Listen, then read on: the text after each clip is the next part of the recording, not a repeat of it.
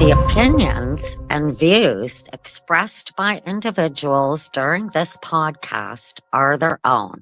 They may not be the opinions of this network, their groups, or other organizations they may be involved with. It's all going to pot, whether we like it or not. Best I can tell, the world's gone to hell, and I'm sure gonna miss it a lot. All the whiskey in Lynchburg, Tennessee, just couldn't fill that spot. I got $100 bill, man, you can keep your pills, man. It's all going to pot. It's all going to pot, whether we like it or not. Best I can tell, the world's gone to hell, and we're sure gonna miss it a lot. All the whiskey in Lynchburg, Tennessee, just couldn't fill the spot. I got $100 bill, man, you can keep your pills, man. It's all going to pot. I got $100 bill, man, you can keep your pills, man. It's all going to pot. Good evening, everyone, and welcome to Peace, News, and Views here on the NOK Network. We are patients everywhere advocating cannabis evolution with me, Kim Cooper, my awesome joint host, Siir SteveO in the house. How's it going, dude? Going pretty good. Been an interesting week this week. By the way, with I think 2 or 3 weeks ago, we introduced and interviewed the inventor of the Noser. And I want to let you know that there will be some select giveaways only on the NOK Network here coming up soon, to where you can try out the Noser as well.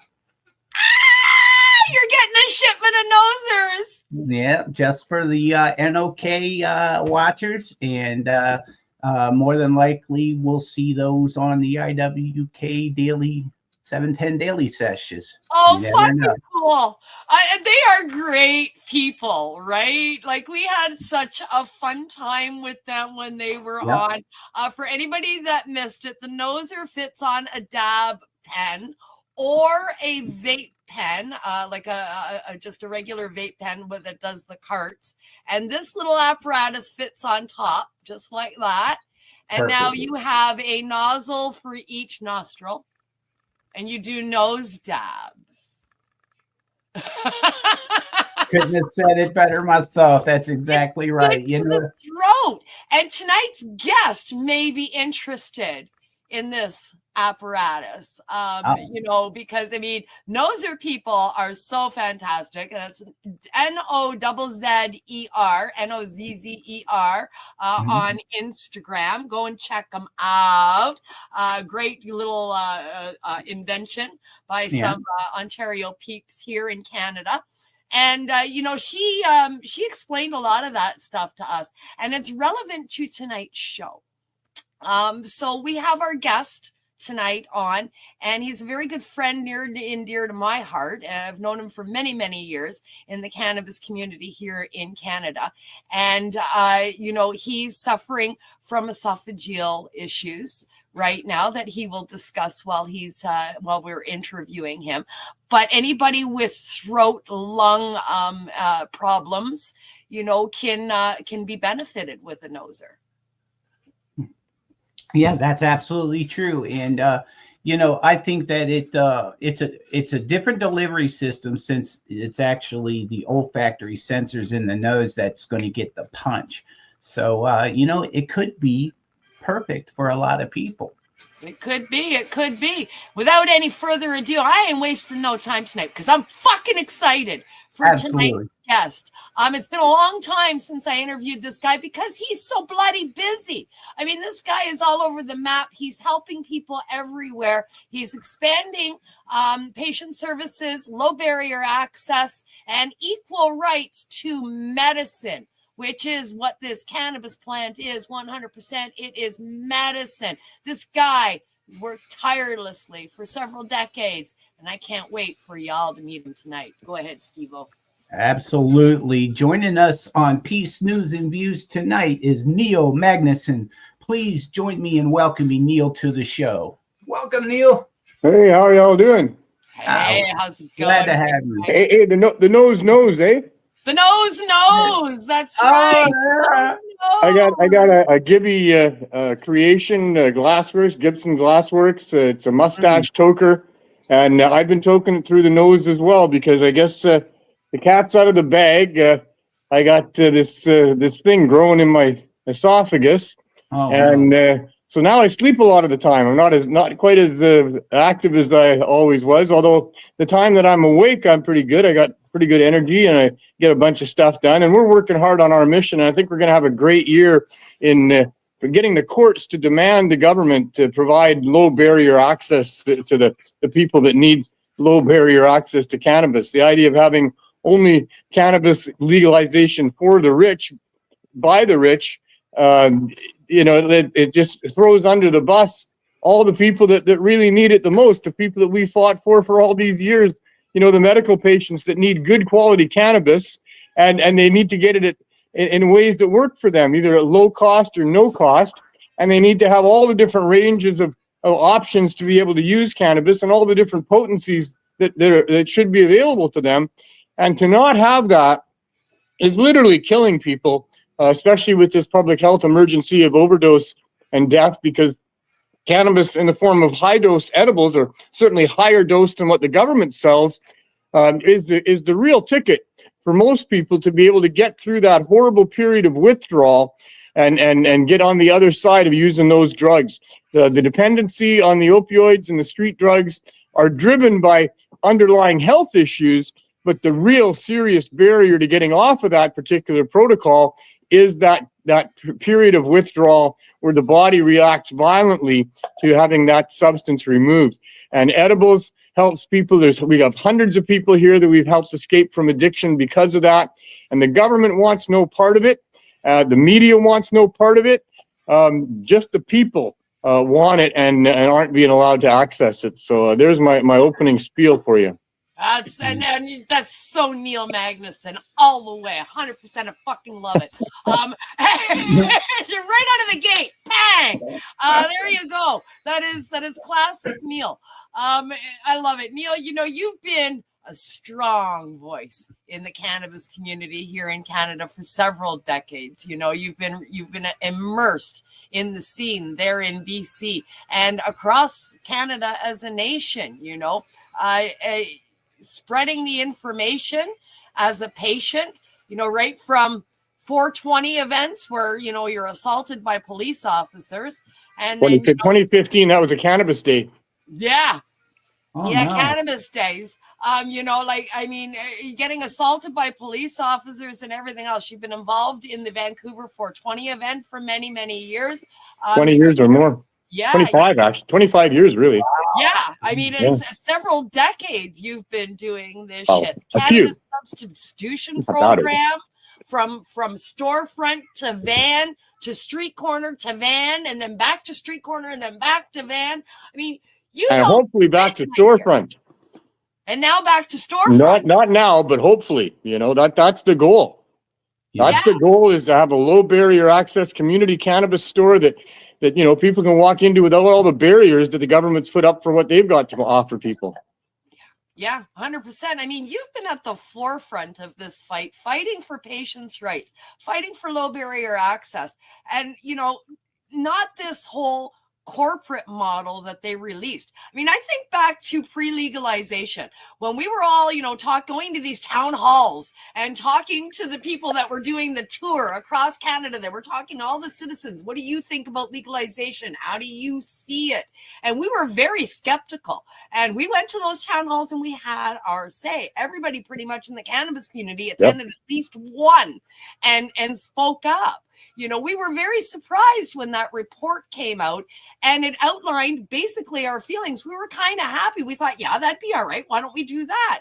And then legalization came and they gave us what we have today, which doesn't even look anything like what that. Well, it looks like the mirror opposite is what it is. Yeah. It looks like they went around and gleaned from us exactly what our vision for legalization was. And then they did the opposite because they didn't want to legalize. And it wasn't about anything to do with our values. Legalization was all a political and a financial move for them.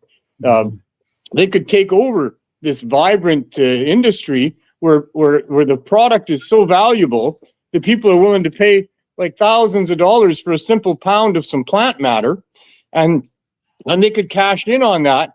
And this 100-year-long war against us that the government has waged on behalf of these corporations and their competitive products has resulted in a huge mechanism of prohibition apparatus that is funded by taxpayers and making huge amounts of dollars on its own.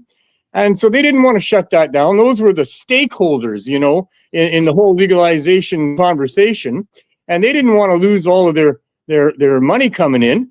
So they crafted a form of legalization where they take over the industry. They maintain prohibition style pricing, and they have it full of restrictions that mean that anybody that's operating outside of their cartel, it's really no other way to describe it, that they're still full-on criminals in under Canadian law, and the government's coming at them with even more force than they did for the first 100 years, with more money for enforcement, increased penalties for daring to grow more than 4 plants and sell them to somebody. Yeah. God forbid you sell anything, without the government getting their cut. It's just such a protection racket. It is such a big gang takeover. It's so obvious. I always thought we lived in at least a country where the government couldn't get away with stuff like what they've been getting away with. But back to from the truckers to the forced vaccinations to what they've done to the cannabis community to what they've done to the indigenous communities. We live in an extremely corrupt country here. They get to do whatever the hell they want. And if we decide to say something, well, we're terrorists instead of protesters now. Yep. So, things have gotten actually worse, I think, under the Cannabis Act. And certainly if they manage to establish it and make it like the way that it's going to be, like nobody's going to fight against it because whatever, you got a store you can walk in. It might cost you $15 for a decent gram, but at least you're not going to get arrested. And so, okay, people allow for that and settle for that. They don't understand all those people that don't have the option of walking into that store, or all those people that aren't going to be allowed to access those stores because they're marginalized, they're poor, they don't have ID, they don't have a bank account, or all these other barriers that they put up there. So, we can't settle for this. That we need to make sure that those people that we were fighting for all these years, I didn't spend 25 years putting my heart and soul into trying to change these laws to get what we've got right now. This is a horrible way to settle if we settle for this. It's just a big gang that came in and took over all the sales and production, and with taxpayer money that the mainstream doesn't even get it, that the government spends enormous amounts of the money that they're earning with their hard labor, and they're spending it to make sure that their licensed people, it's a pay-to-play system, that they're the ones that get their asses protected. Boy, what other business gets that? Wouldn't every other business love to have the government run a little protection racket for them and take out the competition? Everybody's got to have a piece of paper or a number and pay fees. Oh, man. So I don't know how they get away with this. I really hope they don't. I'm getting dialed in here. I'm a little bit focused, as you say. I jump right in because I got court coming up. Preliminary hearing, it's a spot in the road where we have to stop and do some things and see what that results in before we get to the actual charter challenge that'll be in the end of July. But 26th, 27th, 28th of this month, we're in court for, the Crown gets to show their case, see if they can prove that I'm selling cannabis without a license. Boy, that should be hard, We're... Oh, wow. Our case is they're criminally negligent for not supplying us with a license. We did everything we could. Did it the right way so that, there was no licenses to apply for 7 years ago when I started the CSP. But I went to city council and I showed them and told them all about it. I held up a bag of edibles and I said, this is the real safe supply for people. This is what will replace the use of those drugs that they're risking their lives with, and it'll get off those drugs. They didn't want to talk about it. They were all dialed into their own little project and agenda that was going on a much larger scale about this legalization that was going to be brought in. It was going to protect the interests of the big boys. And you watch as all the smaller operations that have licenses to produce cannabis get bought up by the big boys, because they can really make money on this, and the little ones are having a hard time, because that's exactly how they structured it, is to do all of this. And to keep that prohibition apparatus working, all part of it. They're brilliant. They're brilliant. And they've divided our community as well. You know, I mean, did they ever? Did they ever? Right in half. They divided the activists right in half. I mean, half of the growers and half of the activists, they decide, well, you know, it's legalization, and, you know, for whatever reason, I don't blame them. Whatever, they're operating with their own information and doing what's right for them and their families. You got to do what you got to do. They're good people in many cases, and maybe they will be able to do something from the inside to change things towards low barrier access. But, you know, the rest of us, we're boycotting those stores. We're trying to educate people about the potentials of the government to, you know, GMO and chemicalized weed, and they're doing to the weed exactly what they did to cigarettes. Yeah. And so, you know, they're so concerned about the quality of the cannabis, you would think. I mean, that seems to be, you know, what it's all about is, you know, they don't want people to have to use unregulated cannabis, like as if the unregulated cannabis is dangerous or something. Well, dangerous cannabis was never a thing. No. You know, I mean, there's people that have really bad. When the government sprayed paraquat on it on purpose, right, and then fed it to us, that's when it was a dangerous. Yeah, it became somewhat dangerous, you know, if you get it through the government once they legalized. But even then, it's hard to hurt people really with cannabis. But you know, it's not about whether or not the unregulated cannabis is safe for Canadians. What a bogus line that is. Unregulated cannabis simply is code for you didn't give the cartel their cut. That's it. You know, it's got to go through their channels, so all their people get their cut all along the way. And if you don't do that, well, they're coming after you, and they're gonna do whatever it takes. They got unlimited resources, really, lots of tax dollars available to them, and they're using them against us. Yeah. So this war is far from over, and we shouldn't all be complacent. But they not only divided the activists in half, but they took away so many of the mainstream people, you know, that think we got legalization, we're all good now, the activists won, you know, but we didn't win. And because we don't have a big platform to get our voices heard, and the media won't cover it like they should, because they're in bed with all this, they're owned by the same big boys that want to control cannabis. So can't trust the mainstream media, got to turn into shows like yourself to find out the real truth about what's going on, to listen to the people that are there, because the people on the front lines like us aren't being reported about at all. And it's all on purpose for a whole variety of reasons, but it all breaks down to money and control. So, you know, the fight is still on. And, you know, I am an advocate for patients' rights, but really what I'm an advocate for is freedom. And that's always been my core issue. People deserve and need to be free. Yeah, it's about freedom. Aligned on that. It's always been about freedom of fucking choice. Yes, all of it. You know, when you're not free, people, you think kids are bad because they don't want to be confined, and they're always looking for a way out.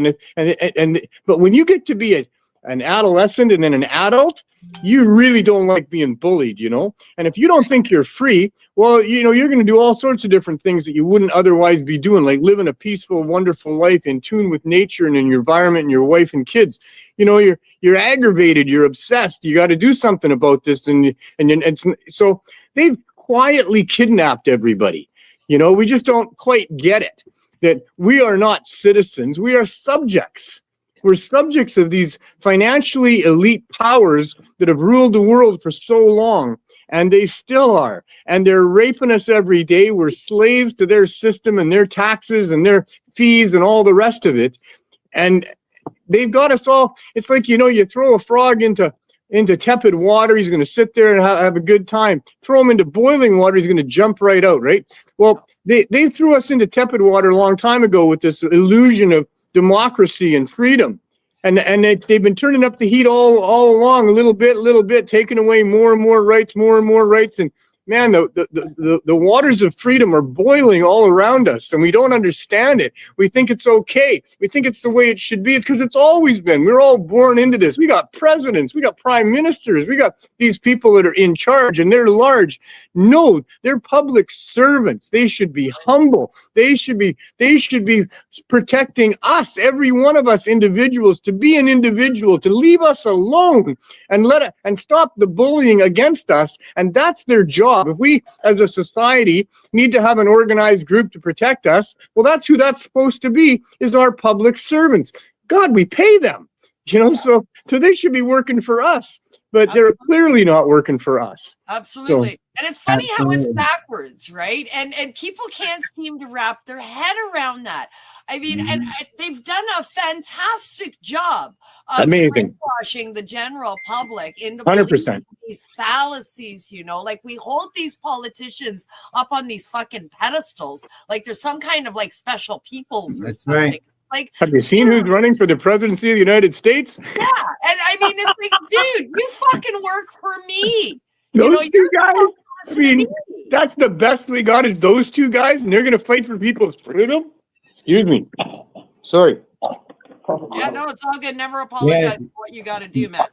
You got to do what you got to do. So anyway, from this esophageal issue that he's got. I know you want to talk about that, and and every once in a while. I know you don't want to dive into it, but no, it's okay. It's okay. I didn't know that was something that you wanted to talk about, but I get that, and and it is probably important to talk about it because of what's going on with all that too. So here's my journey a little bit in that sense. I'll get back to the cannabis stuff in a couple minutes, but I will explain why I'm having a little bit of trouble talking and it. So it's been going on for about 3 years, but I didn't know what it was until a little over a year ago when I got a diagnosis, and I was not horrified, but I was shocked because I never considered that. For a couple of years, I'd had a little tiny nagging something in my throat that was catching on food and stuff, and I looked it up to see, and all I got was diverticulosis, the possibility of a little sac forming in your food tube there. And so that's what I thought was going on, and it wasn't a problem. It wasn't terribly uncomfortable. I noticed it, right? And then I got COVID 2 years ago, this coming July, for 4 or 5 days of not very nice feelings. And at the end of that, now I'm really getting the food stuck in my throat. Like every time I eat something, it just gets stuck there. And I can force it down with the next thing that I eat. So that apparatus in my throat is working enough to get that piece down once I get swallowing something else, but not fluid. Liquid won't move it.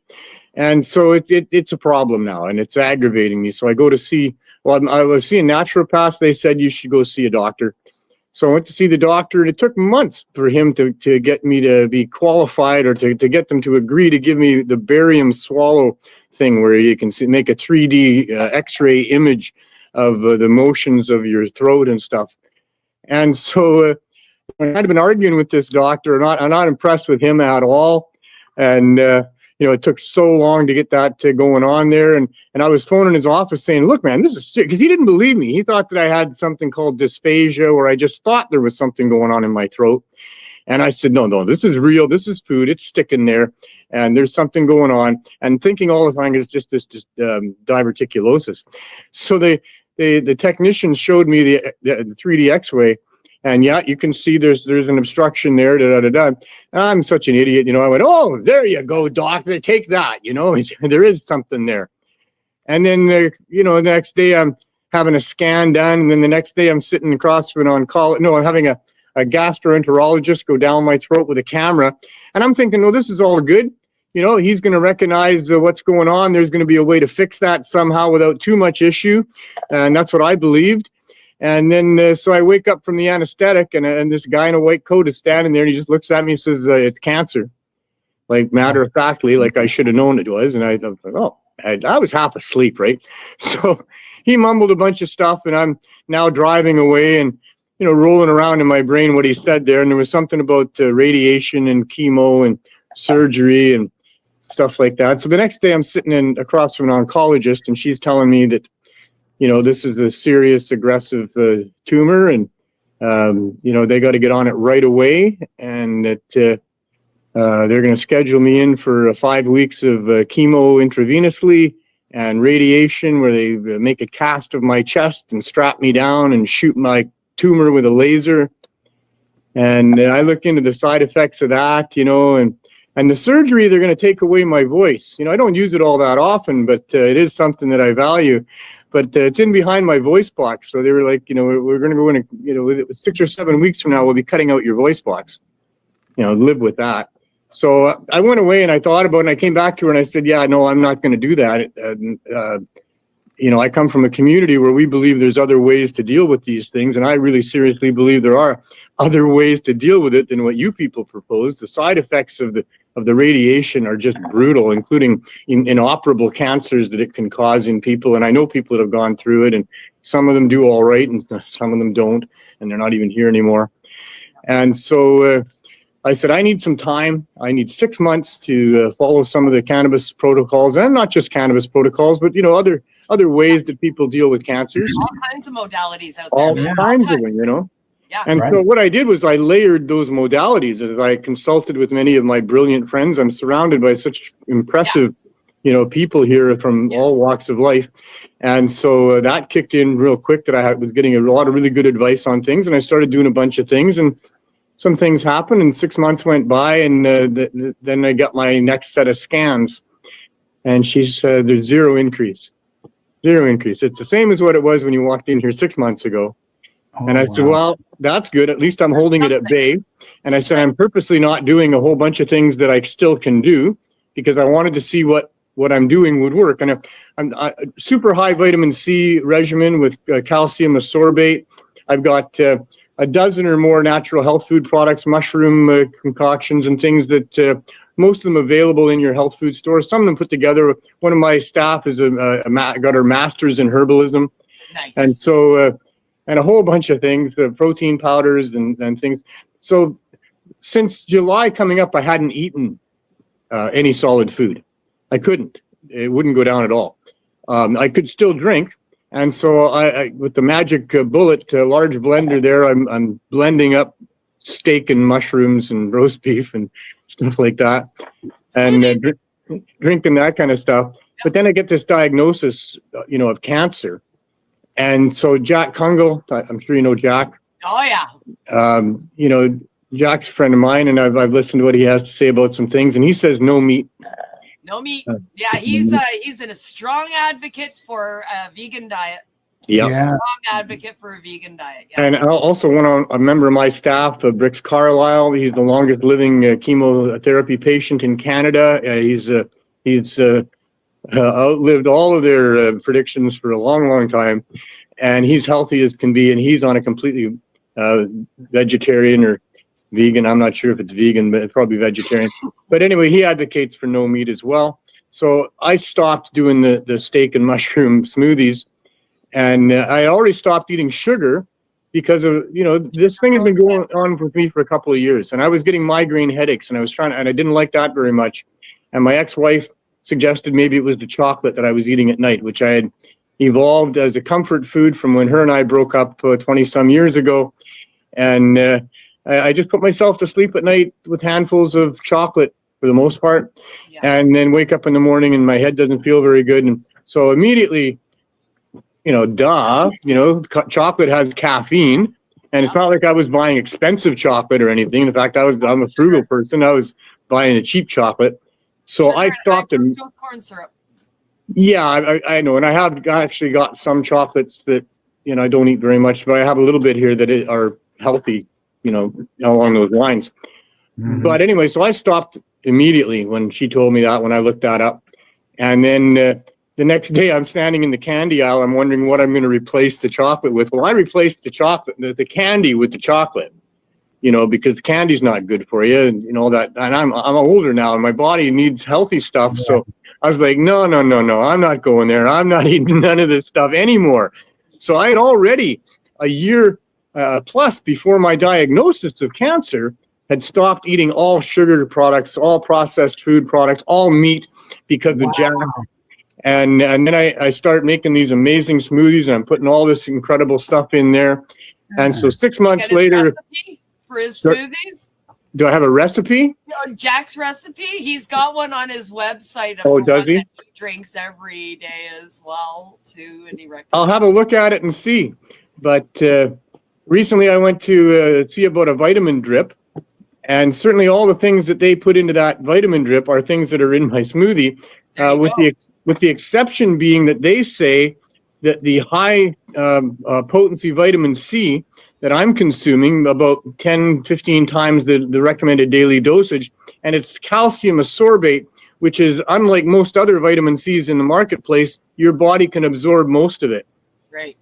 But what they told me there, the doctor there told me that the when you take it orally, it ends up in your stomach, and that's why you get what is the one side effect of doing that, which is diarrhea.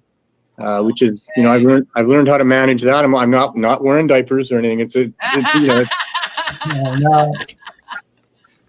I'm not there yet, Yeah. So you can't digest vitamin calcium sorbate, the high dose of vitamin C. It doesn't sit well in the stomach. It's supposed to come in from exterior forces in your body. So that's why the vitamin C drip is way better. But the place that I went to was high end in West Vancouver here, and man, they charge you so much. You end up with only one arm and one leg when you walk out of there, and but your body's full of whatever vitamins, these really colorful bags of vitamins that they put into you. So I just went back to my naturopath, and it's much more reasonable there. And on Friday, I'm going to get my first vitamin C intravenous. Good. And so that's good too. And all of it, I'm sure, is doing well.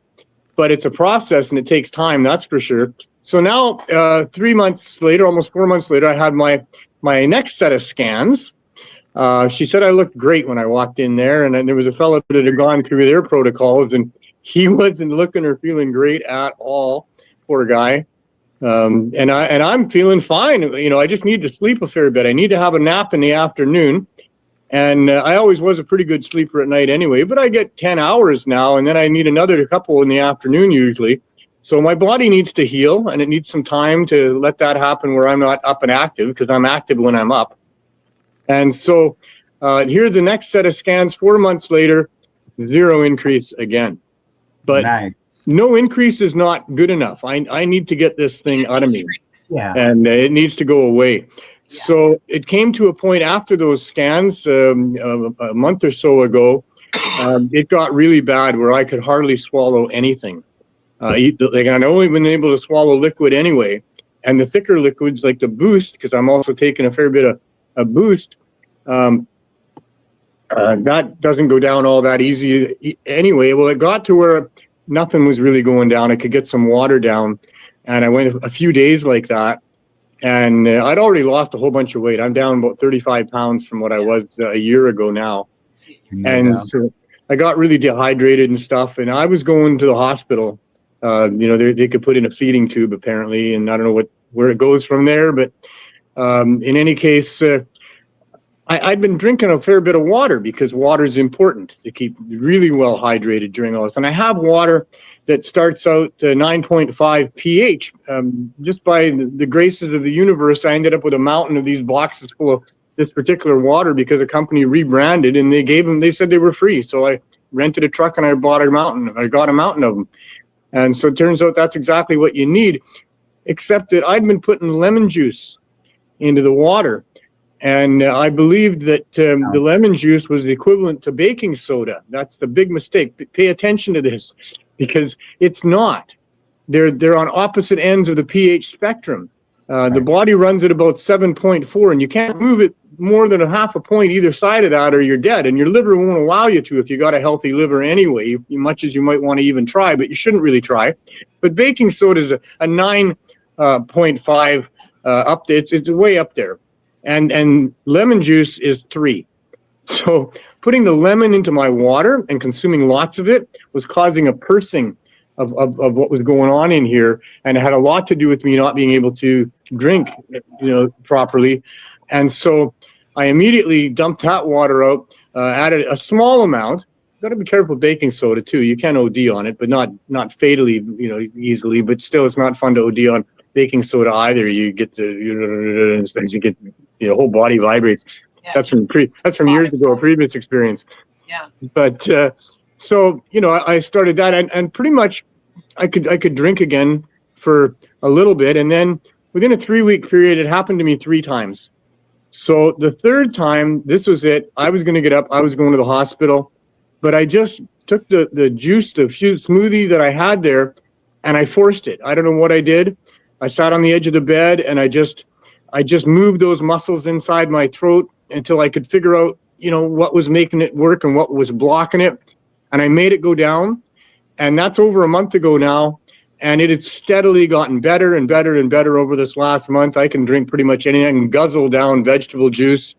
I did try taking a couple bites of some stuff, and probably wasn't the best thing to start with, but I made them go down. But I'm still not able to eat solid food properly. And I'm going to get now trying to do a little more of that. But so, yeah, that's what's going on. I'm really upset. And I guess this is why I wanted to bring this up, is that the Cancer Institute in British Columbia here does not support in any way anything but their treatments. Yep. If you're not going to go through their burn, poison, and cut routine, then you are refusing treatment, and they treat you like you're a second-class person that's dumb. And it's a high-pressure sales environment to get people to do that right away. And I mean, I thought, well, sure, that's all they know. That's what they're invested in. That's what all their equipment's for. That's what all their training's about. So I can see that. And then I thought, and if they did, say, yeah, but there's these other things you might want to try. Well, who's going to go through the poison, burn, and cut routine if you got some other, maybe still a battle, but a less, invasive process. Yeah. So, I can see that a little bit. But then I find out that, those chemo drugs, they're worth a lot of money. Yeah, they are. They're worth a hell of a lot of money. One patient on a regimen of chemo on average uses somewhere it's around $100,000 worth of that stuff. Yeah. So turns out in the States, according to the research that a good friend of mine just did, and in fact, it's been reported on many of the main news networks in the United States, it's the one area of medicine where the doctors are allowed to get like a kickback. Yeah. And they take basically 6% of what they sell to people. They're just salespeople selling an expensive protocol. Here in Canada, it's all paid for by tax dollars. Yeah. And there's a less obvious structure to how they're being rewarded. But they get to be on these advisory boards where they don't have to show up, and they get large paychecks for being part of that advisory board for prescribing this poison to people. Yeah. So oncology is the one area in the medical profession that doctors can receive special treatment. They can extra bill. They can get kickbacks from companies. All of it that we know goes down in the medical profession with pay to play and, these prescription pushers that go to the doctor's offices and give them trips to the Bahamas and all this fucking shit with conferences and all that backdoor under the table bullshit. That can be above board and on the table. Here's the motherfucking cash if you're in oncology. I had no idea that was something that was going oncology. On. Yeah. Unbelievable. It was news. It's why it was on some of the news networks, because it's news. This is a big deal here. This is a super conflict of interest for sure. It's always been that way in oncology. Yeah. My mom died of cancer. She was 50 years old. I mean, she's been gone for 28 years. And it was a racket then. It's been a racket since day fucking one, and nobody talks about they got the funds, eh? Yeah. They got the funds. You know how much money is raised by people that leave their estates to the research in cancer, cures? Yeah. I mean, holy smokes, this is a thing that a racket. So much money involved. Yeah. And what really pisses me off is that this is not Dave's Cancer Center. No. This is the BC Cancer Society. This is the BC Cancer Center. This is about British Columbians. Well, there's a lot of British Columbians like me that aren't really sure we want to go through that sort of a thing with ourselves, Yeah. And we deserve to be supported in some other options because, like you said, there's a whole bunch of other modalities that are successful with people. Yeah. So- Paul Stamets, I mean, he treated his mother with fucking turkey tail. I got that going on too. You know? I Yeah. mean, Yep. you know, fuck. Natural Cured her cancer remedy. with fucking turkey tail. You Well, know, and a then- bunch, then but a bunch of other things too, Kim. There's a bunch of other things. Oh, there's fucking tons out there. I mean, throw One of the them all most in there. important. You got cancer. You throw everything at that bitch, including the fucking kitchen sink. You take Yeah. it all. Oh yeah, hell yeah! It's all out war. It's do or die. Yeah. All right, you got to take it seriously, and you got to be a disciplined person for sure. And now I forgot what I was going to say before that. You But got excited. I'm always excited. Life is exciting for sure. We do No, get- and I know what I was going to say. I was going to say that probably one of the most important things, if you're dealing with something like that, is your mental state of mind. Yeah. You defeat yourself, you are defeated. You decide to give up, you're going to die. That's it. You're going to die. That's it. It's so much about the mind. You only need to look as close at placebos or nocebos and how that all works and why that is such a thing. It's such a thing because we are spiritual mental creatures that are occupying this physical body and being, and we have so much control over it that we have no idea about and very little idea about how to control all of that. So what we do know is that a lot of what we visualize, we experience, whether it happens or not, and the experiences that are negative and harmful shorten our lives and make them less enjoyable. And the ones that give us joy and happiness and make us feel optimistic and hopeful, they all increase our life and increase how wonderful our lives are. So you don't die of cancer. You live with cancer for a while, and if you're smart, you're able to probably defeat it. So, that's one of the bigger things. So, I didn't say anything for a long time on the show because you kept it quiet. I tried to hide it. It was getting harder and harder. I've actually done pretty good in this interview, but I really have a lot of trouble continuing to talk without having to bend over and let some stuff out and other things. But it got to the point where I don't want to lie to anybody. I didn't want to really say anything, but it was mostly selfish reasons. Really, I should be more public, I think, to help people understand what I'm learning and understanding as I go here. But I don't want a whole bunch of people feeling sorry for me. I don't need that at all. It's not even right. I don't need a whole bunch of people with a whole bunch of different advice because I already got a whole bunch of different advice. I do appreciate people that care and whatever, but I don't need and want any of that. And I got a lot of stuff going on, and I have to sleep, during every afternoon, and I don't want my phone going off all the time and what have you. I'm here for a while. I'm not keeling over anytime soon. If I end up in a hospital bed somewhere, hooked up to a feeding tube one day, and that's that, I'll be writing my memoirs. I'll be bothering people on the phone all day long. Right. I'll still be writing letters to people.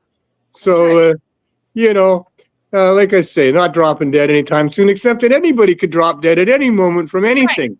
Walk out the door and get fucking hit by a goddamn truck any day. Yeah, and who knows? A little rock coming from the sky, or from an airplane, or outer space. Who knows? So cherish every moment. My mantra for a long time has been have as much fun as you can, and I've been saying that for years. Never more important for me than it is since that doctor said that to me that day. Have as much fun as you can. Life is short for everybody. This is serious stuff here. We only get a little blip and we're gone. It's really too bad. But, it is what it is. So just, try to spend those moments. You're only in the moment at the present. You're not in the past unless you want to start thinking about it in the present. Now you're kind of there, but you're not. And you're not in the future yet. You can imagine whatever the hell you want for the future, good or bad. But where you are really is right here in this moment. That's right. And whatever you're doing in this moment, look at it from the bright side. Look at it from the positive side. What can you gain? Where is the lesson? Even the horrible things in life Lots of lessons in all of that. And some of our most important lessons are during the times when we're going through the toughest times. And those lessons can protect us from even much more potentially horrible things down the road if we don't learn them when they happen. So embrace everything as being a gift from the universe. The life itself is so amazing. We don't even know if there's anything else like us in the entire universe, although you'd think there should be. But the conditions are very, very difficult to be where we are here. It's taken billions of years of life getting to the point where we can talk. You know, I'm sure the whales talk. I'm sure the dolphins talk. Maybe the elephants too, and the chimpanzees. But they're not talking about the stars very much. They're not building equipment to see what those things are all about. They're not trying to figure out what makes up all of these things and where it all came from and all the rest of that. We are very unique creatures.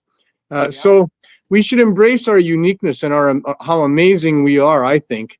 If we find life out there, it's probably going to be in the form of microbes or maybe well-evolved ecosystems that are just stuck underneath ice on their planets or on planets where, you know, they're just animals. We had just animals on this planet for billions of years that were all highly tuned to their environment, but none of them were talking about the stars and thinking about driving cars or anything like that. So we are amazing. Holy smokes. Enjoy every moment of being a human being and make the best of it, no matter what you got going on, is my advice.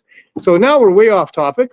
Hang on. I'm going to interrupt you. 1 second. 1 second. I'm going to cut you off right there. It's your show. You take all the time you want. You talk all fucking night, but unfortunately, I do have a show to run.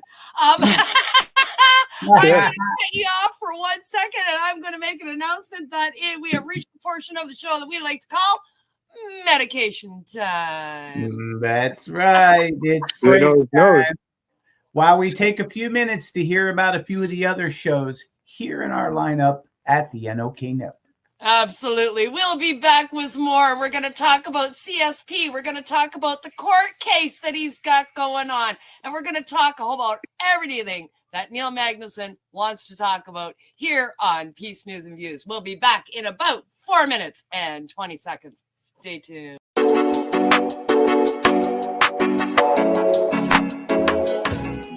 Dirty Dave,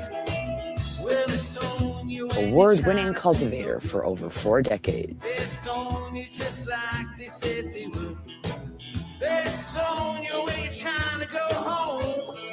Dirty Dave, prized genetics fueled by advanced nutrients, original OG organics. Everybody must get stoned. Yeah, well, they stone you when you're walking down the street. They stone you when you're trying. Dirty Dave, award-winning products available at these fine establishments.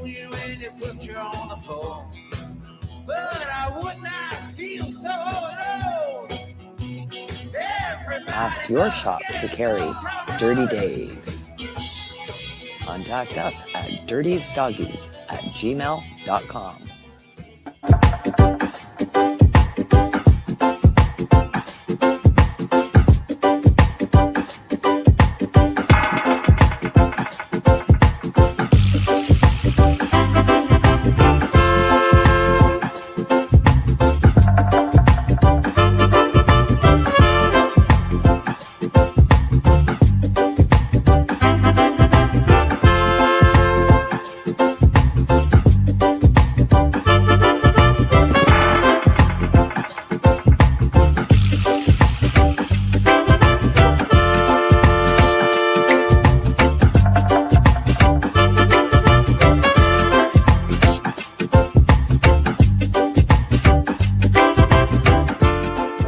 Join us for NOK Network monthly specials, 12 months a year, movie nights, spotlights on entertainment, and live on location coverage. Stay up to date about upcoming programming by subscribing to NOK Network on Rumble, YouTube, X, LinkedIn, Twitch, and Facebook. Check out our webpage at www.noknetwork.com.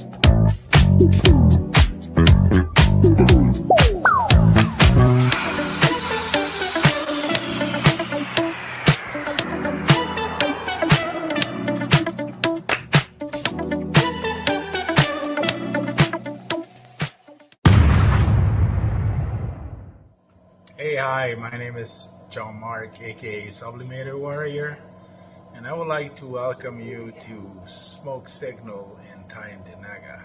One dab make your whole dome drip sweat. One dab make the homies all dip set. Smoke Signals, Tyendinaga. Smoke Signals, Tyendinaga. Smoke Signals, Tyendinaga. Ooey, ooey, gooey, that's a sticky dab. Might just have to put this one on Instagram. Smoke Signals, Tyendinaga. Hold it in, feel it in your wrist. Smoke Signals, Tyendinaga. Check us out in Tyendinaga. 55 Highway 49 in Tyendinaga. It's on the res, and we're open from 10 a.m. to 8 p.m. 7 days a week. Now we get back to the show. We are back from our medication session here on Peace News and View. We are, and we hope you'll tune into one of many other podcasts that were highlighted during the break, produced and aired here on the NOK Network. I don't want to waste no time. I love this guy. Yes, exactly. I want to hear everything he has to say. I admire the truth, and I admire the fact that he expresses himself so well. So let's just jump right back in.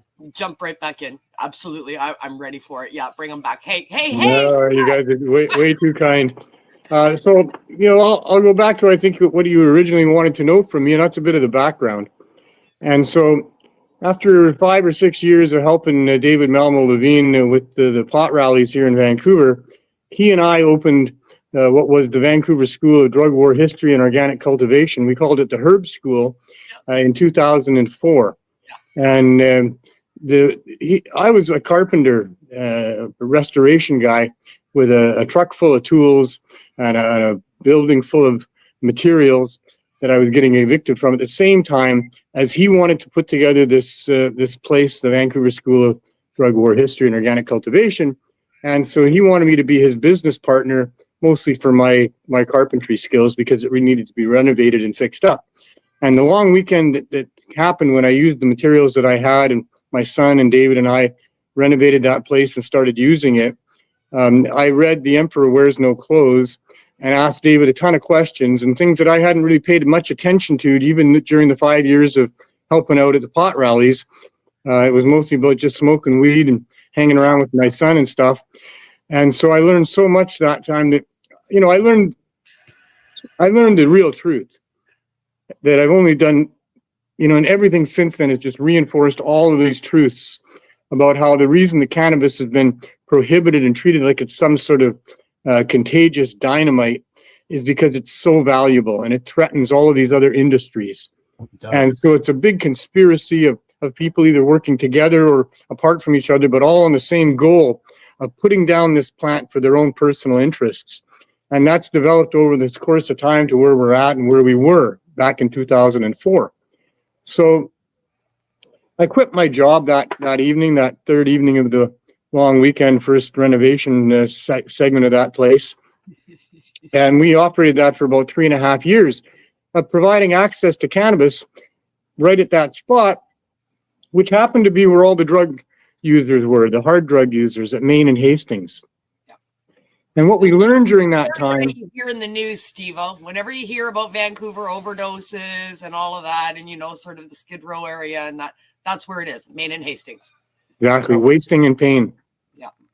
So we opened this store there for 3.5 years. We ran it. And one of our suppliers was Lady Marijuana, who provided us with cakes and brownies. And it was the cakes and brownies that we were being told by the clients there that was helping them get through the night without using the other drugs, and then help them get off those other drugs. So when this particular overdose crisis hit with the fentanyl, I recognized immediately that one of the answers would be to make it as easy as possible for people to get cannabis in the form of edibles. Yeah. To be able to get through the withdrawal and get off those drugs and replace the use of those drugs. All those years ago. So I went to city council. I talked to my friends about it, you know, Don and Carol and Dana and a bunch of other friends of mine about it. And I ended up at city council meeting. I had my 3 or 5 minutes, whatever you get there, and I explained it all to them.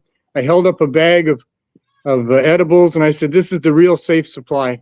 This is what we need to make easily available to people, as easy as you can, and help them to understand if they start low and they go slow, they can find the right dose and they can get through the withdrawal. And then all those underlying medical and health issues that are the drivers of addiction can also be addressed through the use of cannabis instead of these other toxic drugs. And that's all we got to do. And they wanted no part of it. There was this agenda that was being played out at the time of legalization going on. I mean, this was 7 years ago, so we were still a couple of years away from legalization, but all that was in the works for those couple of years leading up to this legalization that we've got right now. So city council would pay no attention to me after my time was up. If they don't ask you a question, you have to go sit down again. Go away. And so I went to the Vancouver Police Department with my lawyer and we presented it to them similarly, but I wasn't really asking them for anything. I was just telling them because I was working with VANDU. That's a place that I went to first, the Vancouver Area Network of Drug Users, an advocacy group of peers that's funded by government that is there to protect the interests of these people that are oppressed by the drug war. And so they had already agreed with me that we could have a partnership and we could do this from their particular location. And so we went about and did it. You know, I waited actually a little while, a couple of weeks or more, while a professional lobbyist that was actually my lawyer's dad, who'd been working with City Hall for 30 years, he tried to get them convinced that they should get on board with what we were doing with no success. But once it was, you know, that had expired, I just had a bunch of donations. We needed to give them out to people. People were dying. So I just went to VANDU on a Saturday afternoon and started handing them out.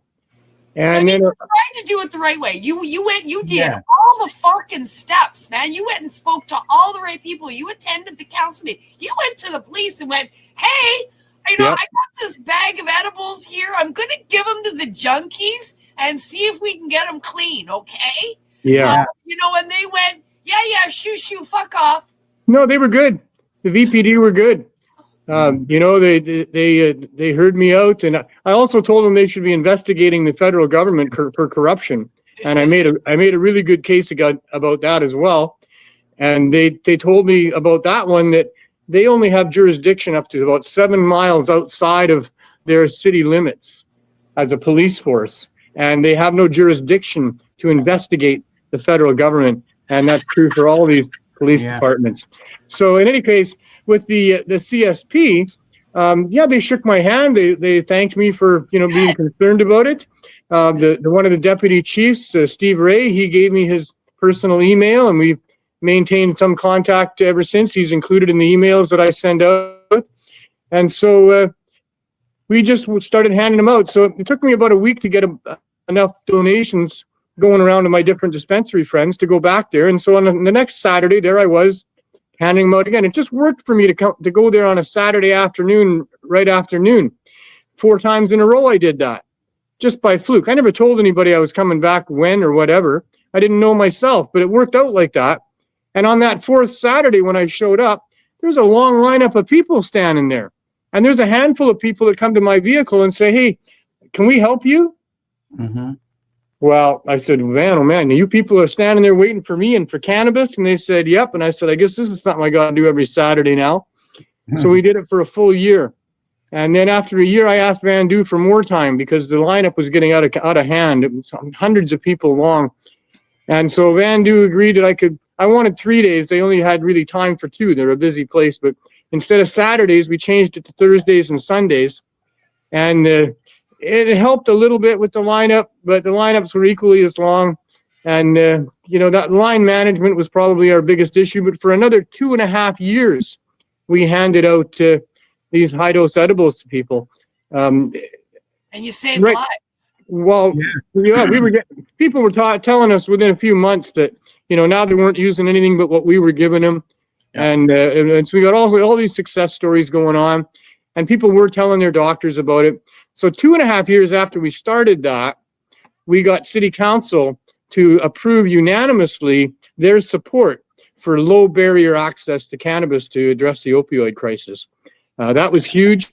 And we went and met with City Councilor that put that motion forward, myself and Jody Emery and members of the Green Cross and Van Du, and had an understanding that we'd find a storefront and that if we were meeting the needs, excuse me. No problem. Yeah, no problem. If we were meeting the needs of the neighborhood, then they would support us with a license. So we took us a while, I'll tell you, because we're honest people. And we were telling the landlords, you know, that were available here in the neighborhood where it had to be, that what we were going to do there. And no, we didn't have a license yet and what have you. And so we finally found a fellow that would rent to us, and that's the space we're in right now. And this became a store, and it was a wonderful experience. It was a safe place for people. They could come in and with some dignity, they could, you know, get their needs met. And what we did was we formed a coalition between the CSP and the Healing Wave dispensary.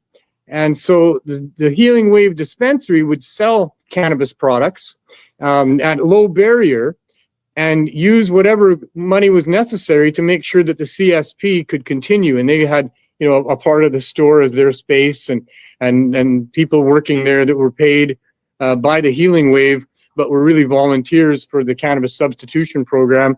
And the members could come every 4 days and get 420 milligrams of the edibles that we had. And we had a very large selection. Many different wonderful bakers and donators had been contributing to us and made this all work. And they're the real heroes here. Can't do anything without, you know, people providing you what you need to do stuff with. So we had all that going on. But pretty shortly into being in the store, we had city licensing come and say, oh, you can't be here. You're not on the list. You need to apply to the province for a license before you can be, you know, selling cannabis. So we talked to the councillor about that, and she said, yeah, we're going to have to bow to Health Canada and follow their direction on this. So we applied to Health Canada, an amazing application. We'd been doing it for 3.5 years by that time, and very compelling evidence that what we were doing were saving these people. We put all that to Health Canada and thinking it was bulletproof. They couldn't say no. Excuse me. Oh, darn it.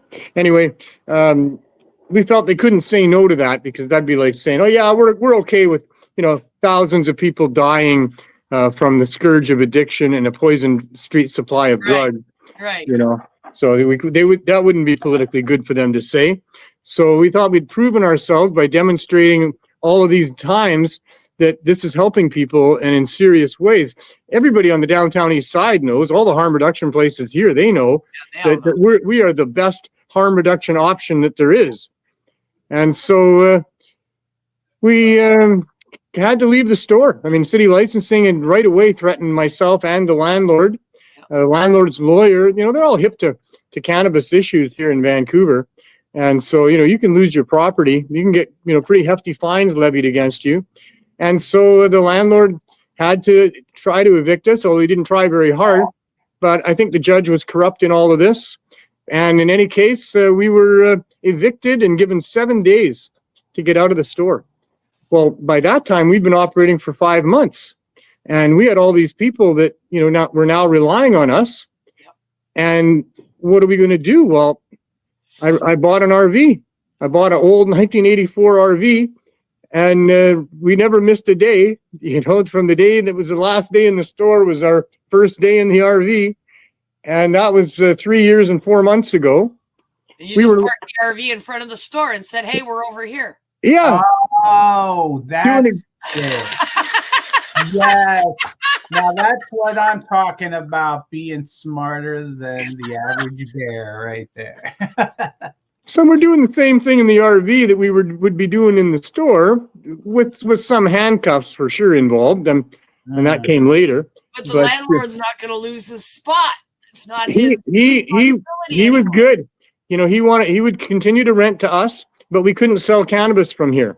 So it's from the car, from the RV in front of the store.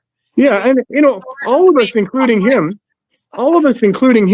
believing that we were going to get licenses really quickly, that this was a short-term thing going on. It wasn't going to last very long. But time went on and time went on. Health Canada stalled and delayed and made excuses. We endured a firebombing. We still don't know why. Never did really find out why that happened. No one was hurt, I hope. Yeah, somebody literally threw a firebomb through their doors. Right after we closed up at 7 o'clock, and we had been broken into a few times prior to that, leading right up to that.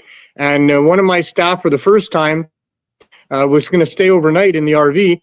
And around 2:30 in the morning, sure enough, somebody broke through the back door. They confronted each other, and the fellow ran away and then got on his skateboard and skated down the hill, yelling, "I'm going to firebomb your RV."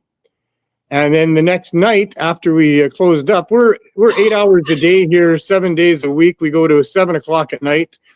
And at 7 o'clock, my staff closed up. By about 7:15, we were all in the shop here when, there's a bright light outside. There's sirens, coming real close. And we run outside, or one of us runs outside, and the whole RV was just up in blazes, flames up past the telephone wires.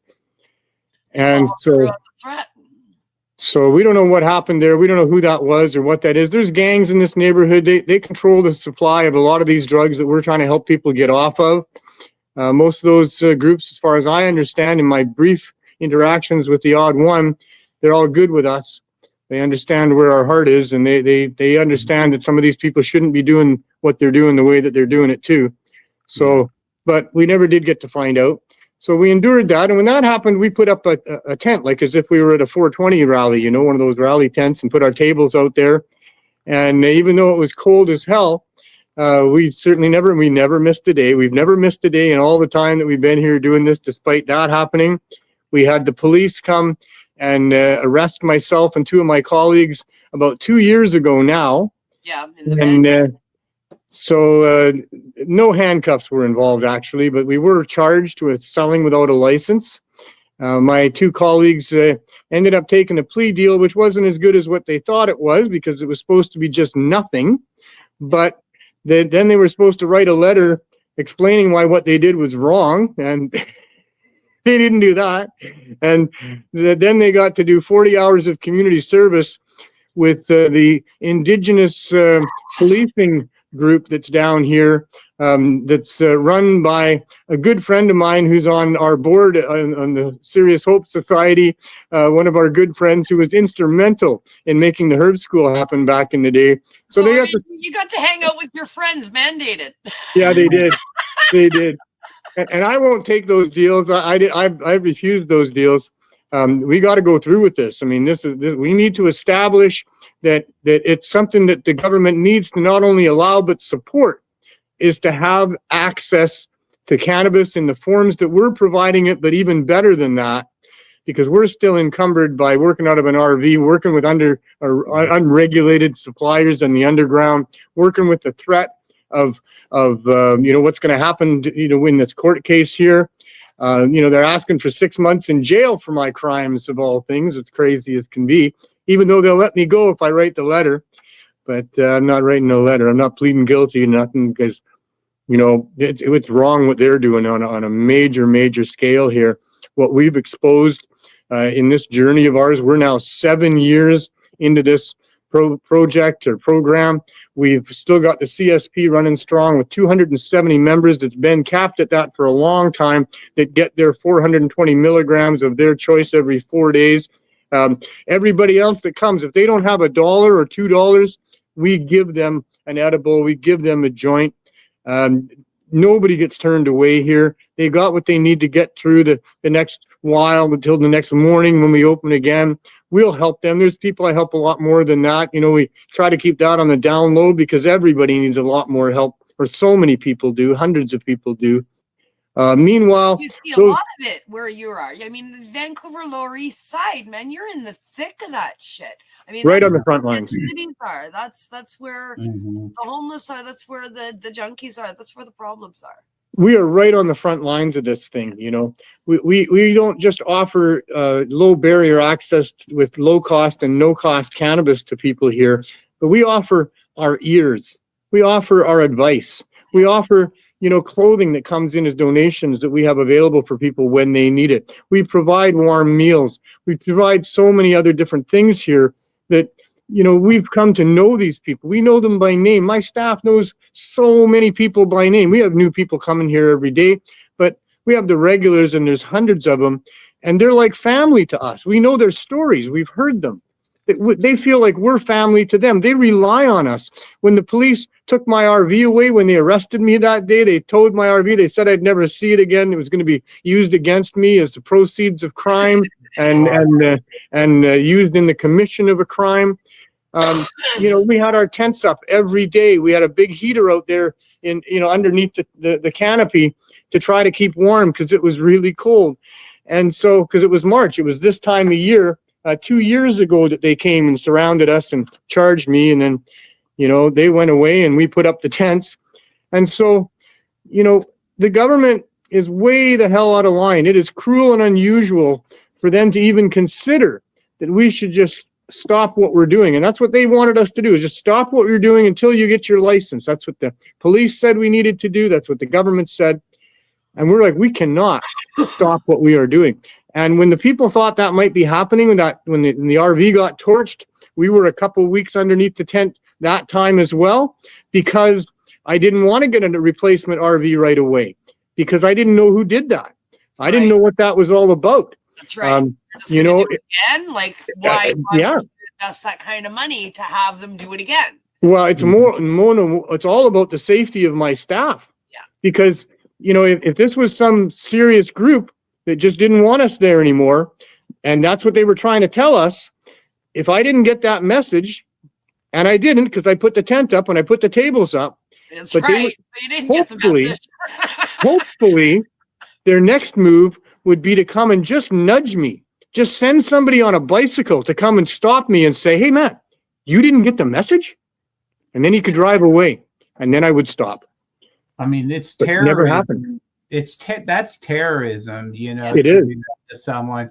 And, you know, I mean, in Illinois, we have a program that's ran by a friend of the show named Josh White, and they've had very good success with using, you know, CBD, CBG, THC mixtures to get through, you know, the opiate withdrawals.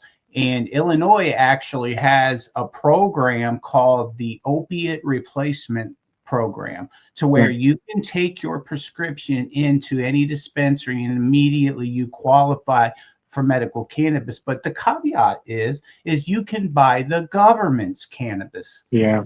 And what are the prices? We're falling short, expensive, and with 38% tax on top of it, and a THC tax if it's over a certain, you know, so it's taxed. It's taxed. Got a patchwork of taxes in Illinois, the way they've got it set up. There's a program. Well, this is the thing, and I alluded in the early parts of the show about how we can't settle for this type of legalization that they're providing for us, because of all of those things.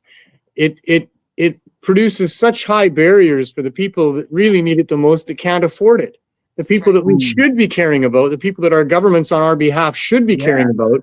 Those are the ones that are left out of all of this, the marginalized people who can't get whatever it takes to qualify, or get disqualified for so many reasons because of their behaviors, you know, and because every other medicine that you need. If you're a diabetic, there's avenues to access insulin and syringes. If you're like whatever it is that you've got.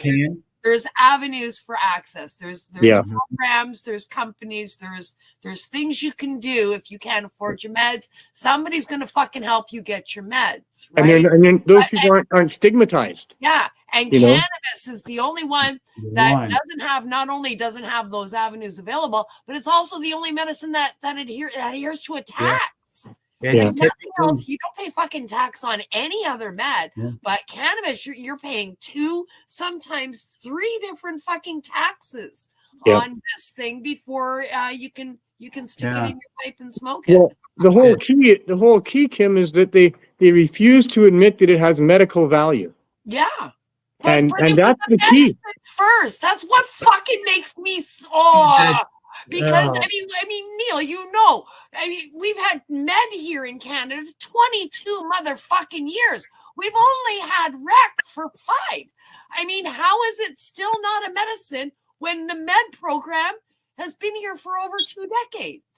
You and I both know, and a lot of people know, that cannabis is not only medicine, it is the best medicine that nature has to offer. You only need to Google the endocannabinoid system to understand that this is an ancient medicinal herb that has been food for human beings and all other animals that are vertebrates on this planet for millennia. And that is why us and all of those vertebrates share what is an endogenous cannabis system, where we have receptor sites for the chemistry of the cannabinoids, because that's what our body has learned to manufacture as an overriding systems analysis group to make sure that everything's operating properly in the human body. The endocannabinoid system has the responsibility of maintaining the homeostasis of all of these other systems within our physical beings. Right. It is so much medicine for us. I don't know if there could be any better medicine. 101. It's biology 101 for anybody. I mean, well, except not taught like that amongst the populace, you know. Yeah, even your mood can be, your cannabinoid system can, be driven by, it's amazing what has been done. I think that these groups, is like the ones that you're doing and things of that sort.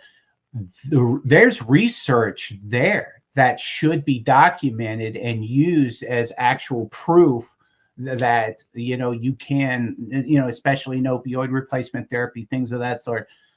You can change lives and save. It's all there. It's all there. The peer-reviewed studies, PubMed's full of it. It's all there, and so we're coming up to now, finally, after a couple of years, and after what do we got? I was in court 16 times to finally get a court date on this, and here we are. It's coming up in 3 weeks' time from today, and we get to go there. We won't. I don't know. We'll see how it all plays out. But this is mostly about the Crown trying to prove that we were selling without a license.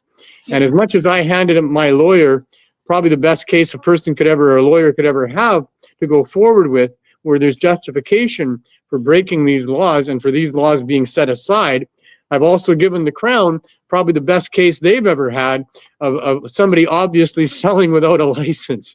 So we'll see where this all goes. And we want it to go to the courts in July for the actual hearing. This is a preliminary hearing. But we're planning on demonstrating the medicinal value of cannabis once and for all. Like, it's a no-brainer. There's nothing to refute its medicinal value. And everywhere you turn where they say it has this negative effect, well, that negative effect is also a positive effect for people that are suffering for other sorts of things. It can be used as medicine in such a huge variety of ways, and has been, and it is documented. And it's time that the courts really established this fact and stopped the federal government from their stance, including today at Health Canada, where they don't recognize the medicinal value of cannabis, even though thousands of doctors are prescribing it for their clients who are quite happy with the results that they're getting. So that's part of our court case, is to establish the medicinal value of cannabis once and for all here. We're really hoping we can do that. And another one is the Cannabis Act. The Cannabis Act has to go. Yay. We don't want it amended. There's no way to amend it to satisfy this. It's just completely wrong. Yeah. Remind me of what that is again, real quick. Okay, that's our legalization act. They call it the Cannabis Act of Canada, and that's the rules of legalization as the government sees it laid out. So it replaced what we had previously with prohibition. Controlled drugs and substances was what it replaced, but it didn't change anything. No, it really didn't change anything. And each time that the courts here at the Supreme Court level have demanded that the government provide reasonable access to patients, the government twists a bunch of words around, but doesn't really change anything. And so the Cannabis Act, it has its stated goals of making sure that Canadians are provided with a regulated source of cannabis, and so that they stop using the unregulated source of cannabis for their own health, basically. Right. And the other stated goal is to try to diminish the amount of illegal activity that has evolved around the cannabis trade. But what we're going to put to the courts is that the biggest barriers to attaining those goals is the Cannabis Act itself. Absolutely it is. It provides within itself all of these barriers, all of these restrictions, all these fees and taxes that have to be paid, and minimizes the amount of profit that can be made by the little guy producers all the way through, while the government reaps in so much money. And in the end, the price to the consumers is out of reach for the people that really need it. I mean, if you're really needing it, you need good quality cannabis. You don't need to go in and buy the $5 cannabis at the government store, because that's the shitty stuff. That's right. Who wants the shitty stuff? Not even just a regular consumer wants the shitty stuff. If you've got enough money in your pocket and there's the $5, the $10, and the $15, options for cannabis, man, you want that $15 option, because, it's just the way it is. Yeah. But sick people, they have to have that. So it's out of reach for them. So that's why this whole thing is wrong. And that's why the Cannabis Act is harming the vulnerable people in our society. It's really an attack on the disabled people of our country here and all around. Yeah. But the model itself, as I mentioned, maintains the apparatus of prohibition. So it keeps all of those people rolling in the lucrative tax dollars that they're paid to do what they've been doing for 100 years here. The fine structure. Right.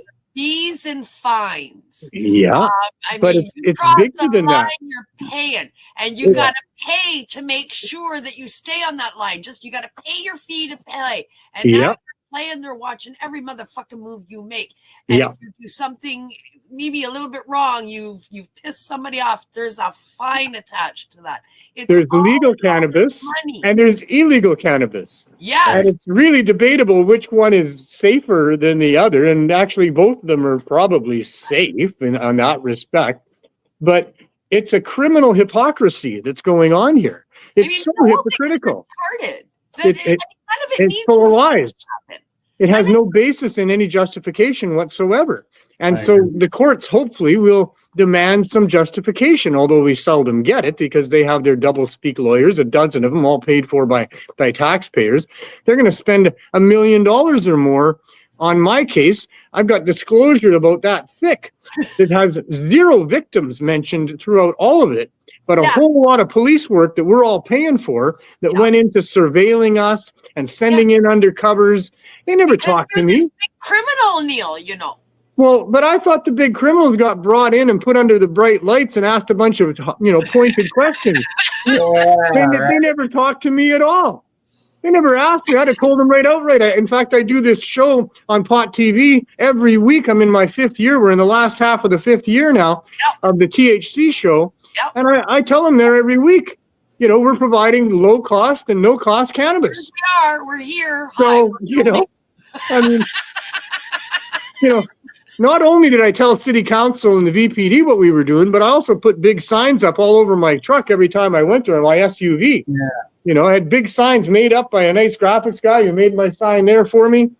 And I didn't try to hide nothing. That's one of my biggest defenses. I've never tried to hide anything here. I want help. I've written letters and asked for help from all these different ministries, from the ministers of health, mental health and addiction, and the health ministers, and the premier of the province, and all these people. And none of them ever respond back to me because none of them want to have any sort of a paper trail or digital trail that will show that they even acknowledge that I exist and that we're doing what we're doing here. It's crazy. So, we're going to be as loud as we can about it. We're going to have this court case. We'll be doing, updates from the courthouse steps every time that we're there. And it's a story about corruption. This is a story about how corrupt is Canada. Is it going to really prevent these poor, unfortunate people that have just suffered all these traumas, the abused children that have become adults in our society, that were prey to doctor prescriptions of opioids that got them addicted in the first place, and now we're gonna deny them this natural, easy to produce herb, you know, that can help them get off that shit and then help them in their lives because why? Because money, you know? They can't afford it. Because pay to play. Yeah, I mean, wow. You know, this is not the legalization we were fighting for. We wanted tax and regulate, but that was wrong too.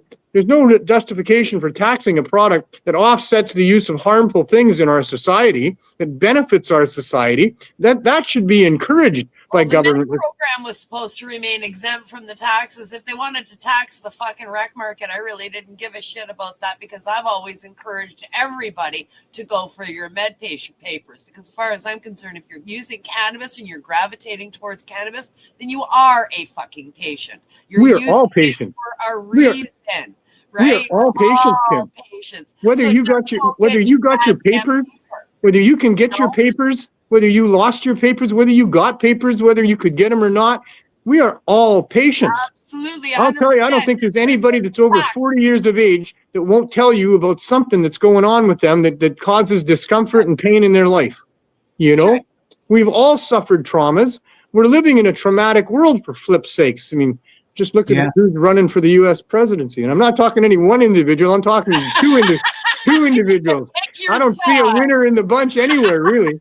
I'm not paying that close attention either. But anyway, no, but I mean, we live in a traumatic world. These people are going to war. These people are committing us to atrocities and to who knows what down the road. And the scrutinization that's coming, the surveillance that's coming to the generation to come is incredible. Right and here then we're in all Canada. going. It's fucking insane. I don't recognize my country anymore on a political scale. It's absolutely nuts. And cannabis hasn't escaped that. They've grabbed hold of cannabis as well, right here. And I'm seeing it happen with my friends south of the border as legalization takes place in state by state areas down there. And then even within states by city, we're seeing the corporatization takeover of this plant, you know, go from medicinal. And it's baffling to me how many people that you and I have stood side by side with over the last, 20, 30, 40 fucking years. And I watch them work and play in the legal industry, and they're skipping and jumping, and life is fucking good. And I'm looking at them going, what the fuck are you doing? What pill did you swallow? You know, what happened there?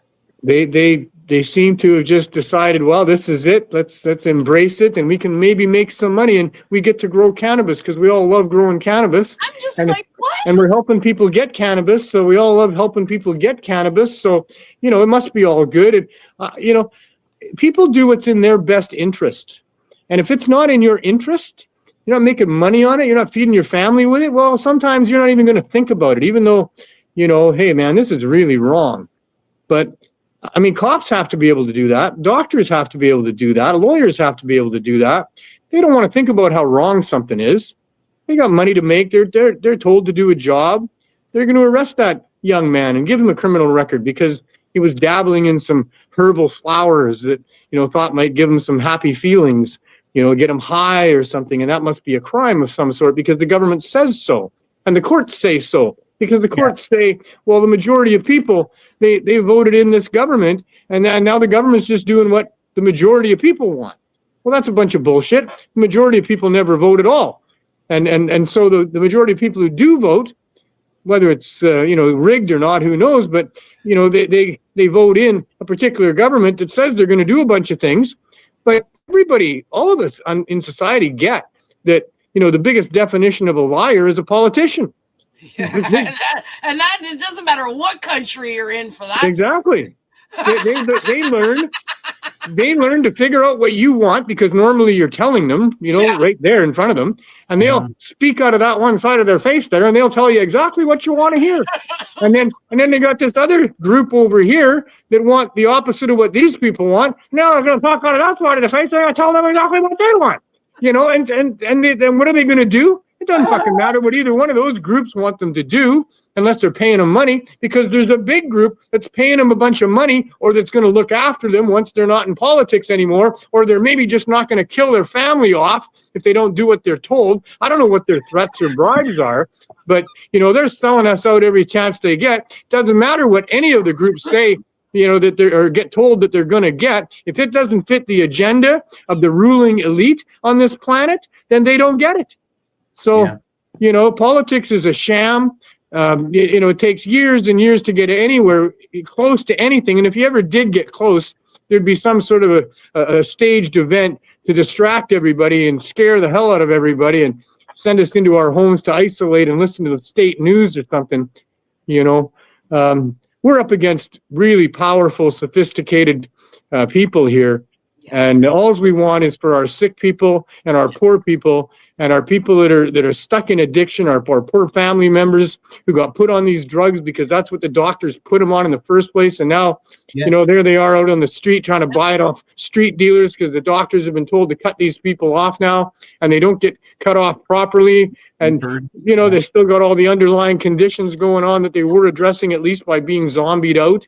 So, it's still a horrible upside down, backwards, inside out world here, and we're not done. So I hope we can still garner a whole bunch of good souls like yourselves to keep on going and keep on telling the truth here until we get it done. Because it's, all logic and reason should mean that eventually our sovereignty as individual human beings should come through to some degree and be protected by these governments that we're paying to do that. And somehow we got to figure out how to force them to do that so that you're not a criminal unless you're harming somebody with intent and serious damage. And then you have the right to do or not do whatever you want to do unless you're harming somebody else. In which case, society and everybody has an obligation and a responsibility to try to stop you from harming other people. But short of that, you be who you want to be. You live how you want to live, and then let's have all the information available to people. If there's dangerous plants out there, well, let's make that well known. Nobody's going and chewing on most of the poisonous plants out there. You don't have to make them illegal to stop that from happening. People don't make it illegal. Don't have to make it illegal. That's right. So, that's right. I mean, there's a simple way around this. And, I tell this to all of my American friends, do not follow the path that Canada has taken for legalization. To me, it's a very simple out. You remove it from the CDSA. So it is no longer an illegal substance. It's not on the controlled drugs and substances list. It's innocuous. It's a fucking tomato. And when you want your tax, I understand you want your tax. You can tax and regulate it without it being on the CDSA, just like they do with alcohol. It's taxed, it's regulated. It is not on the CDSA. You can add in your quality control, and you can allow home growers and farmers by just mandating testing. You can mandate fucking testing to make sure the product is safe. Now you've got your tax money and nobody's going to fucking jail. And you can do that in the marketplace as well, where people would choose for themselves. And those people that might be compromised because of bad immune systems or disease or whatever, they would know which places to go to that do the proper testing, that look after their interests and all the rest of that. And all of that would be transparent and open and all the rest of it. But, in reality, cannabis is just a plant. But it's not an ordinary plant. It's a very, very valuable plant. And it's also an extremely easy plant to grow, although I don't want to offend the growers out there who have had great difficulty coming up with how to properly grow cannabis to the connoisseur level indoors and with all that stuff going on. But you can also grow cannabis to scale. You can grow it in hybrid greenhouses. You can grow it outdoors. You can grow cannabis. I say it's easy to grow because it really grows a lot.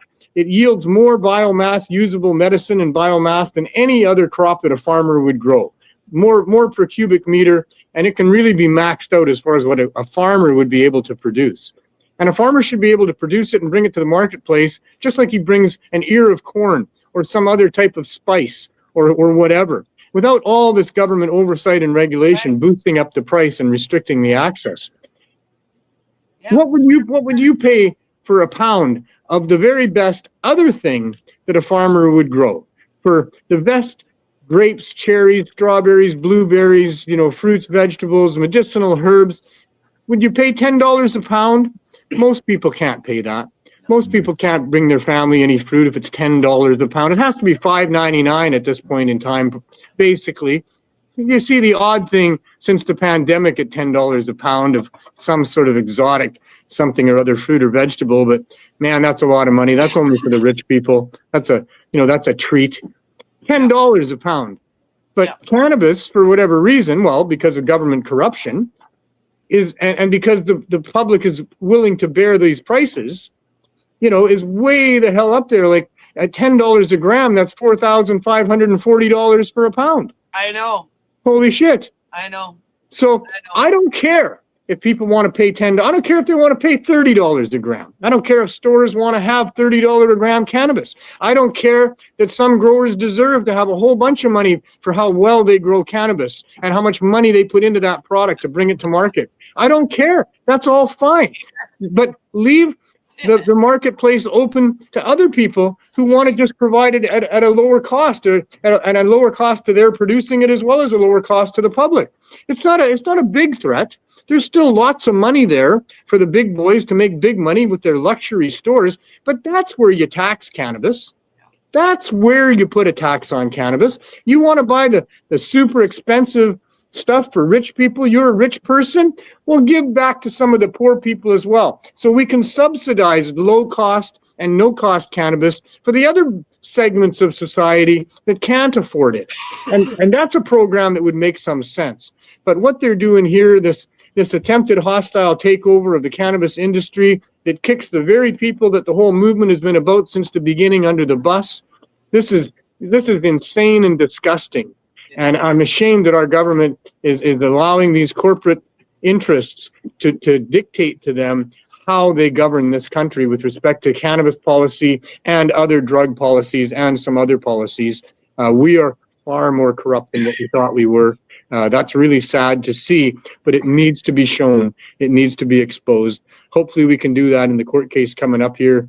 And, hopefully you will join the fight, whoever you are, wherever you are, whatever you're doing. This is important. This is about the generations to come. This is about freedom at its very core. And we need everybody. We don't really have an opportunity for too many passengers anymore. I mean, yes, live your life, raise your family, focus on those things that are important to you, but take some time out to help make the world a better place. 100%. Do something. If nobody can do everything, but if everybody did something, then we are a force. We are millions. We are multitude, and we need everybody to contribute. We are not free here. That's important to understand. We need to be free. The next generations need to be free. With the availability of sophisticated surveillance and scrutiny, we need to have foundations of laws and governance that protect the individuals in our society from the corporate elite that will oppress and take what they can, monopolize, and the rest of it every chance they get. It's what business does. You can't really blame them. They're trying to maximize their profits for their shareholders. But it needs to be curtailed. It needs to be regulated in ways that make sense for people, not for those businesses. And so that's what's going on. Our governments, if they weren't from the very beginning, have certainly been infiltrated and co-opted by these corporate elite forces that have been ruling the world by kingdoms and empires for a long time. And they're still amongst us, and they still think they own us. And we are not free, and we deserve to be free. And if we can't be free in our lifetimes, let's do what we can for the generations to come, because this is really important, or we're going to be a lockdown slave state of consumers and producers for major, major rich people. Yeah. Hey, SteveO, you imagine them trying to take this guy's voice box away? Yeah, I mean, I don't want it. No, I don't think so. I might lose it anyway, but we'll see what happens. So far, so good. I might even be able to squeak out an NOK Cannabis at 420. We're going to have a multi-headed 420 this year because the mayor is an asshole, and he shut down, or tried to shut down, Cannabis Day in a brutal fashion. And I'm sure he's got similar plans for whatever's happening for 420. So we'll see if he can figure out what's happening for 420. He'll figure out that it's happening all over the city in several different venues, and let's see what he can do. And whatever he does, he's going to expose himself for his biases and his prejudices as he guzzles alcohol at family events. This is one asshole of a mayor, worst that we've ever had in Vancouver, and our community is under attack by this guy. So we've got lots to protest, and we're going to be doing it, whether you hear much or not. There's not going to be a lot of promotion to be heard about what's going on in Vancouver for 420, but trust me, there's a bunch of stuff going on in Vancouver for 420. Well, I got news for you. Guess what? You knew anyway. I'm coming. Nice. Well, make sure you check in here. Make sure you come on my show. I'd love to have you. I know it's a nasty sort of area to be coming down to, but there's all sorts of. I'm coming to visit you. I'm gonna come and give you a big fucking hug, man. Beautiful. I'm gonna be spending 5 days, I think, in Vancouver and doing a bit of a tour. And we'll have a microphone for you if you're interested in doing that. If you've ever been in front of a microphone before. I'm sure we're going to have some great on-location coverage there, and I can't wait to see how that happens. By the way, I want to say, I've been listening to you. I've been kind of mesmerized. If you don't mind me comparing you to like one of these speeches that are inspiring from one of like a famous general, like General McRae, the make your bed in the morning speech type of thing. You are extremely inspiring. I want to wish you all the luck with your health, sir. I want to wish you even more luck in court, and with all the respect in the world, I just want to say, get out there and give them hell, Neil. And wish me luck with the Vancouver Canucks, who are still first in the West for about 70 days now. Having a dream year. I've been a hockey fan all my life. It's a big distraction that keeps me going. You need balance in your life, and so disappointed for all these 50-some years that I've been a Canuck fan. I fell off the wagon in 2010. I still don't believe they're going to win the Stanley Cup in my lifetime, if ever. And I'll believe it when I see it. But if it happens, and it could happen, then I'll be crying like a schoolgirl. And they're having the best year ever. It's so much fun to watch. And without the expectation of the cup, maybe it's even more fun. I don't know. But I'm not jumping off a bridge if they don't win it. I don't think they can win it. It's too hard a trophy to win. But we're having some fun this year, so that's really helping me as well. Thank you for your kind words. Thank you for having me on your show again. It's been a pleasure to see you over the years, continue to pound the message out and have all the right people on. And, this is history being made in the present that will be looked back on in the future and to see how we went. And I'm hoping, that we go in the right direction and that we're just pioneers in paving the way for what is proper legalization of just a natural plant in God's environment here. It's such a blasphemy that human beings think that they can tell other human beings whether or not they can access a plant or not. Even if that plant was dangerous and poisonous and you know it, and that person that has it and wants to take it doesn't know that, there's only so much you can do to convince that person not to consume that plant if they're hell-bent on thinking that this is going to help them. Only so much you can do. You don't wrestle them to the ground and fight them over the plant. You don't put them into handcuffs or tie them up and put them into a room for the rest of their lives. You don't shoot them in the head because they might hurt themselves with this plant that you think is dangerous and they think isn't. It's none of your business, whoever you are. Maybe if you're a parent and it's a child, hell yeah, it's your business. Don't shoot them in the head. But for adults, to have one adult tell another adult, you can't access this natural plant, even though you believe it's going to help you, I'm telling you it's more dangerous than you can handle, and I'm going to hurt you bad if you decide to hurt yourself with that plant, is some of the most ludicrous mind twists that we've ever been involved with. I don't know how they've hypnotized the whole country and world to believe that this is somehow normal, but it ain't normal at all. And maybe that's why they want to prohibit access to psychedelics, because maybe the psychedelics are a good path for people to rewrite their neurons and recognize what freedom is, recognize what the role of government is really supposed to be for free citizens in a democratic society, what the limits should be on those governments, and all that kind of stuff.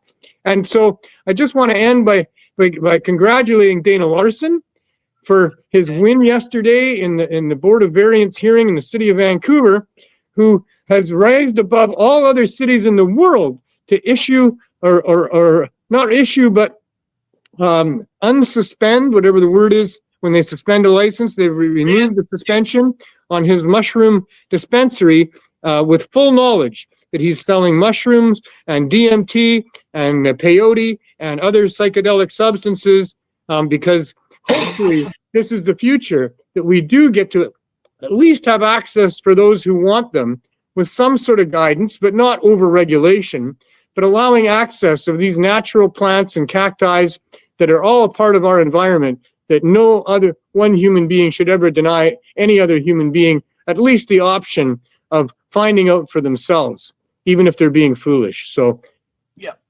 100%. Good on Dana. Congratulations to Dana on that milestone for sure. It is.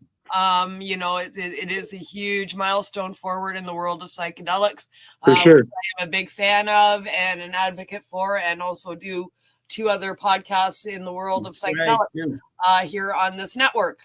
So yeah, huge win for Dana. Good stuff there. You know, largely with the decision in BC to decriminalize most of these drugs. That went a long way to his win, with that already being on the books. They really didn't have a chance.